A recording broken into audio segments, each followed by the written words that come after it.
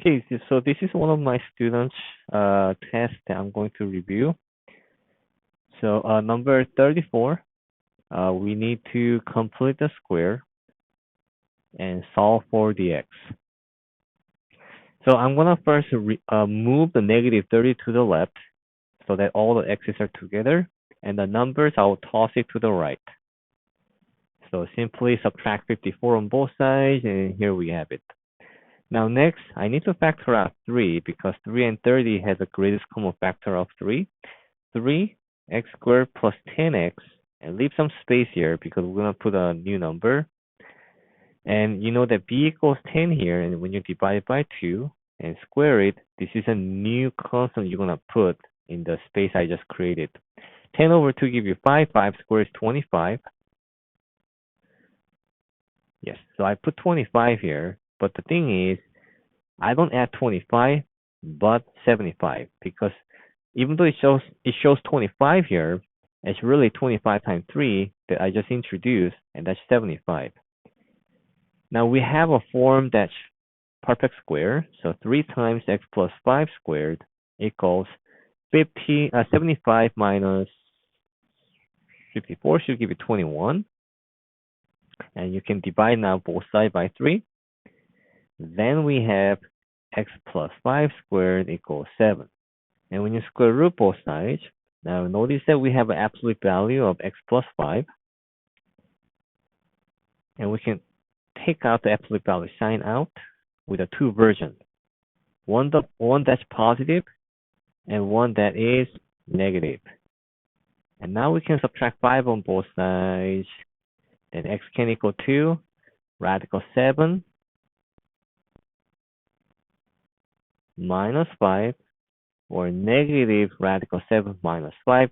So we could also say plus or minus, but the teacher says, hey, just make a separate answer, and radical 7 minus 5, or negative rad 7 minus 5. Okay, so that's 34. Let's go to 35. So 35 asks you which equation has the same solution. Okay, so same technique. We need to write this in the perfect square form. As you can see, the answer choices. We have x squared plus 2x. Let's toss a number to the right. 19 for now. Now b equals 2, and when you divide it by 2 and square it, you just have to add 1 on both sides. So on the left, you have a perfect square form, x plus 1 squared, and on the right, you have 20. So number 35, the correct answer is C. 36 is going to be the same thing, but let's practice more. We have x squared plus 4x. Let's toss the numbers to the right. So negative 2 to the right makes it plus 2. Negative 9 plus 2 is negative 7. You know the b equals 4 here? Divided by 2 and square both sides, you're going to get 4. You introduce 4 on the left. You also introduce the same on the right. We have a perfect square form now. X plus 2 squared is equal to negative 3. And just pause for a moment. I think the answer choice is stop here. So the correct answer is D.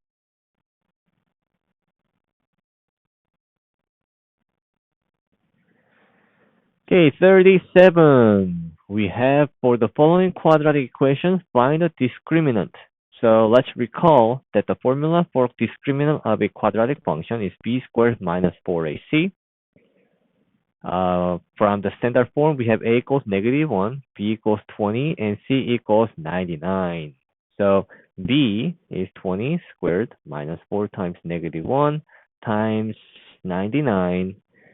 So that becomes 400. Okay, so we're going to get plus number here. 400 plus, because negative times negative is positive. 99 times 4 becomes 396 and 796. Now, what this implies is that whenever you get the discriminant that's positive, you can have up to 2 real solutions. Okay, they didn't ask that, but something that can happen in other problems. Okay, so that was 30. That was 37. Let's go to 39.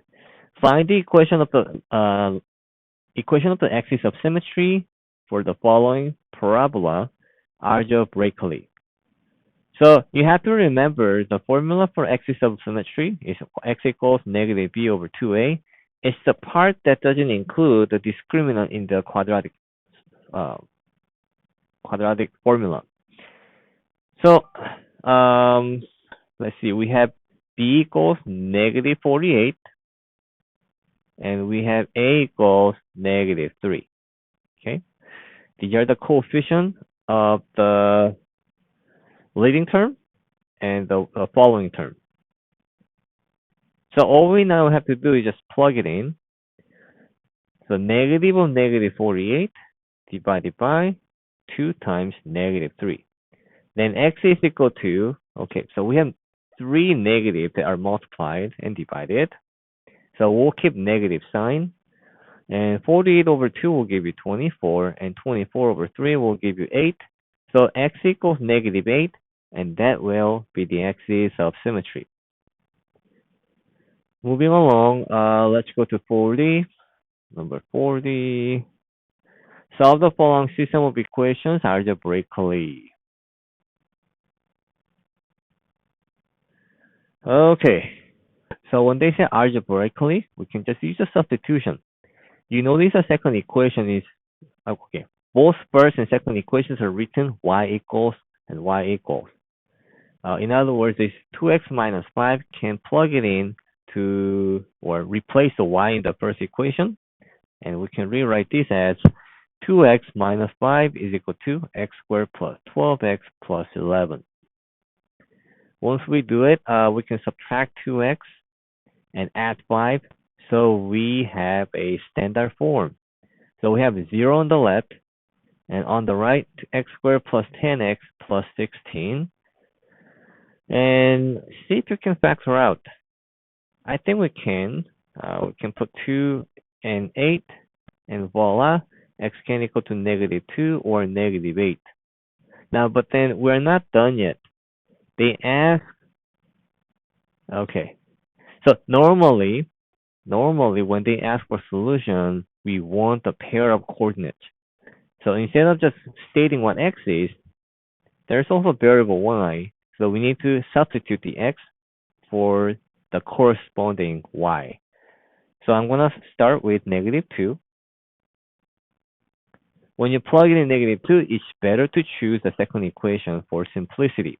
Y equals 2 times negative 2 minus 5, and it's giving us negative 4 minus 5 gives you minus 9 or negative 9. And when you plug it in negative 8, y equals 2 times negative 8 minus 5. Negative 16 minus 5 gives you negative 21. Okay, so the solution coordinates of these two equations will be negative 2, negative 9, or negative 8, negative 21 in coordinate form. Next, number 41, solve the following system of equations algebraically. Same thing. Okay, let's practice again. I'm going to use a substitution, 2x minus 1 to replace the top function y. And I have 3x squared plus 10x plus 4. And let's write this in standard form. The first step is to subtract 2x on both sides. And we get 3x squared plus 8x. And add 1 on both sides, plus 5. And see if you can factor out. We have a prime number for leading coefficient. So we don't have much choice but to put 3x for the leading and x for the leading in each parenthesis. And if you put 5 here and 1, it works. So you can put plus and plus since all the signs are plus. And we use a zero product property by setting one of the factor equal to 0 and the other also equal to 0. When you subtract 5 on both sides, x equals negative 3, x equals negative 5, x equals negative 1. This one is done. And this one, we just need to divide by 3. Then x can equal to negative 5 over 3. Like I said, we're not done yet. Let's go back to the second equation, which is a linear function, to find the corresponding y coordinate. starting with the fraction here, when you put 2 times negative 5 over 3 minus 1, 2 times 5 will give you negative 10 over 3 minus 1. Multiply 3 top and bottom, so we have a common denominator. We get negative 13 over 3. So we can finalize one of the answer, negative 5 over 3, comma, negative 13 over 3. And there's one solution. And for the other solution, we do the same thing. Y equals 2 times negative 1 minus 1. Negative 2 minus 1 is negative 3. So we have negative 3 here, negative 1 comma negative 3. Okay, so we're done with 41. Let's move on to 42. Complete the square and rewrite the quadratic function in vertex form. Okay, so we're not solving this time, and we just want to write this in vertex form. And vertex form has a generic formula such as this. Okay, that's the vertex form.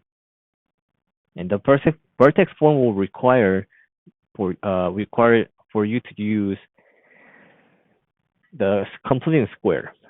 So let's do that. So we have y equals x squared minus 4x, and we'll make some space between number and these variables and apply the completing square. So you divide 2 and square it, and you're going to get plus 4. Now here's the tricky part. When you introduce 4, and on the same side of the equation, you're going to have to subtract 4. Now, had it been the other side, we also add 4, but we want to leave the y explicit form. So that means now we can group these together, and x minus 2 squared plus 2, and we are done. That's the vertex form. Okay, what's next one? So 43, 44 are good, and then 45. Now it asks us to graph the equation. You must plot 5 points.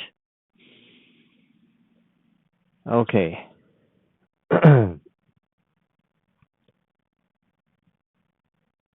Now for this, I'm going to use, let me see if I can change the paper style to, I'm going to change to this one.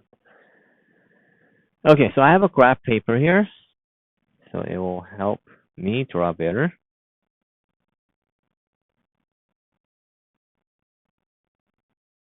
Okay, so I have a y-axis and x-axis. We need to plot 5 points, and let's see if I can factor out first.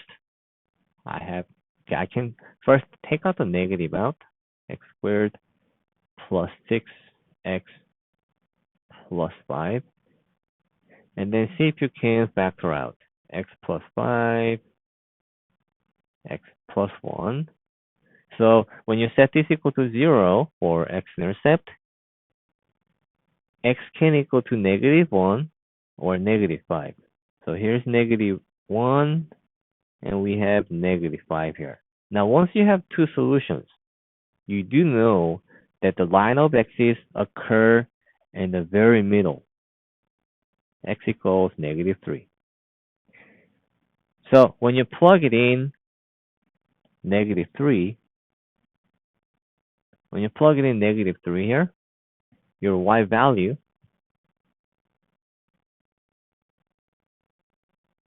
is positive. Okay, it's positive. Something is not right. Negative 3, negative 3, negative 2, negative.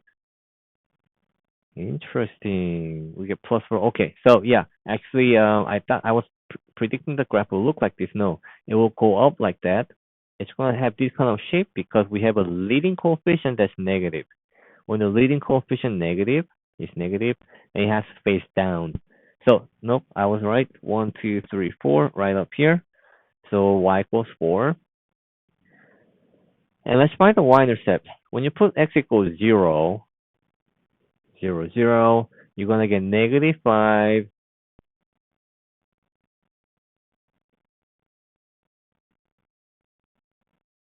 When you plug in 0 and 0, negative 5 times 1, so it becomes negative 5. So the y-intercept, 1, 2, 3, 4, 5, right here. Now we don't need to find any more. If you take the advantage of the symmetry along the line of axis, you see that we're 3 units away from the line of axis. We just gotta go left 3 units and have the same height. And the last step is just to connect it, connect all 5 dots, and you're good. Okay, 46, the same thing, but let's practice again. 46. Okay, I'm gonna draw x-axis. Let me draw better. All right, that's better. And we got the y-axis. Oh, that's way better. Okay, so we got x and y-axis. And see if you can factor out. So I'm gonna first pull the negative out. X minus 8x, x squared minus 8x, plus 15. And give it a try. I think it can be factored. 3 and 5, sounds good. Put the minus minus, perfect. So if you set this equal to 0, you know the x occurs at 3 and 5. And as I had said before, that we have a negative coefficient, so we should expect the graph to face downward. So let's plot x equals 3 and x equals 5. So it's going to be fairly narrow upside down graph. Now we have a line of symmetry clearly at x equals 4. So when you plug it in 4 here, 4, you get negative 1, negative 1. Oh, so it becomes negative times negative give you positive 1. So right up here, we have y equals 1. And when you plug it in 0, okay, when you plug it in 0, that's going to be very, yeah. If you look at the graph here, it's a negative 10 is a limit. So unfortunately, the y-intercept is not a optimal. So we can just settle with something closer, like what, 2? Yeah, negative, positive 2. When you choose 2 there, we're gonna get 2 and 2 for x, negative, negative 1, negative 3, and we're gonna get negative 3 down there. So from the line of symmetry, it's like a 2 units away. We gotta go 2 units to the right and have the same height. So these are 5 points that are enough to grab your curve. And there you have it. Oh, and I just realized the second part of the question here, it said using the graph determine the vertex of the parabola. Well, vertex occurs at the highest point when the parabola is facing downward. And we just saw it earlier that it's 4, 1. And that should not be ignored. Okay, 47. Determine whether the quadratic function shown below has a minimum or a maximum and determine the minimum or maximum value of the function. Okay, when you have a leading coefficient of negative, and this is already written in the vertex form, and it's the best form for you to determine if it's for the vertex. Okay, if you want to find the vertex, this is the best. So it's facing downward, so which means the vertex will have the maximum. We'll have a maximum at, okay.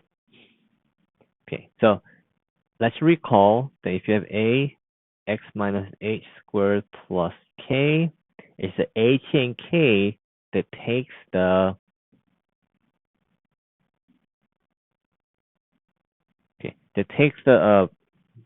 vertex. So 4 and 5. Now sometimes people think, oh, I see a negative, negative 4, and that's wrong. Okay, this form, the generic form, already has minus built in, so it's h. Now if that confuses you, just set that equal to 0 anytime you see this, and then you get x equals 4 and plug it in. Had it been plus 4, you get negative 4, then you will not miss.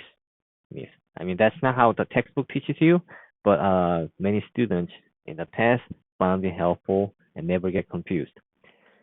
All right, so maximum at 4, 5, but they ask for the value though. Okay, So maximum value. So we'll say the max value is 5. This is what they really want. Okay, we're almost done. 48 and 50.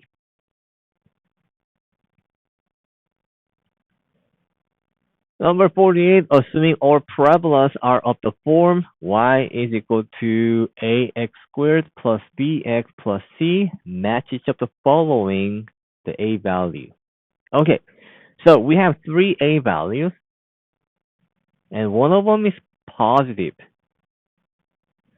So if one of them is positive, we should expect the graph to be like facing upward, or we can think about happy face. Okay, so it's a positive, right? Happy. Now the other one will be sad face because it's negative. Okay, it's negative, and that's why this person is sad. But I'm just helping you to kind of visualize and never miss this kind of question. So which one is happy face here? At least we see a partial laughing face. So we know that 0.25 belongs to the second one. Okay, so it's just I'm gonna call it graph 1, the first one, graph 2, graph 3, and we'll say the positive one takes the graph 2. And now between first and last, if you have something like -1 versus -0.5, -1 has a steeper curve. It's going to look something like this, whereas -0.5 is going to be flatter. Okay, I exaggerated it, but you will be able to see that.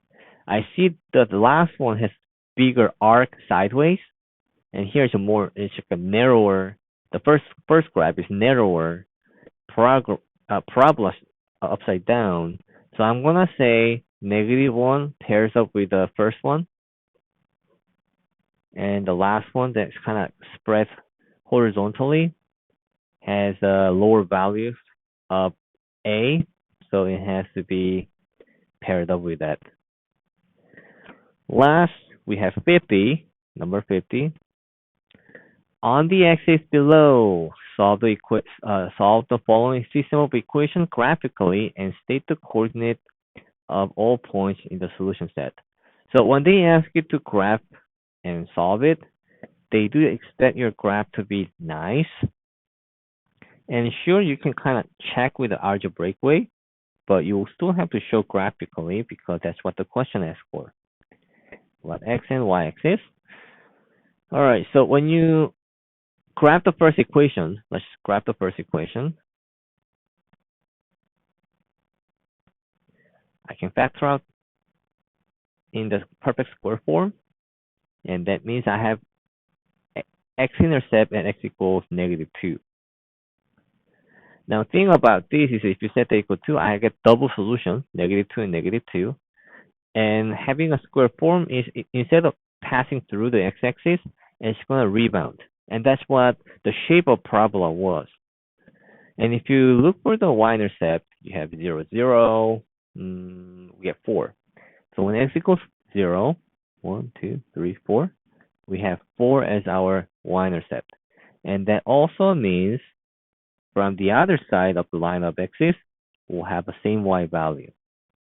And if you want better graph, they didn't ask for 5 points, but if I choose -1 here, I'm gonna get 1 and 1, and that's good to graph like this. Okay, let's go for the next one. The line.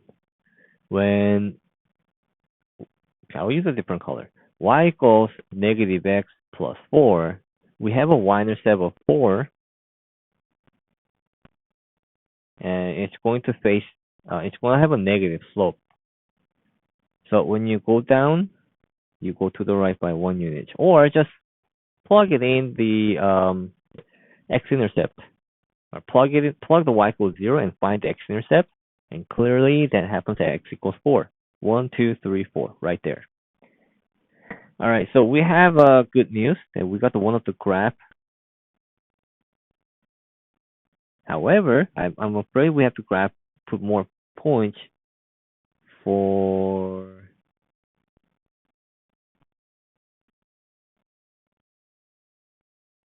the quadratic function. Okay, because you know we need to see where they intercept. All right, so let's go further then. Let's try something like -5, shall we? Okay, when you put x equals -5 here, we're gonna get -3 and square that 9. So -2, -3, -4, -5. We're gonna go 1, 2, 3, 4, 5, 6, 7, 8. Oh wow, it was totally a random point. I just decided, and I hit a jackpot here. Okay, right there, I have a solution.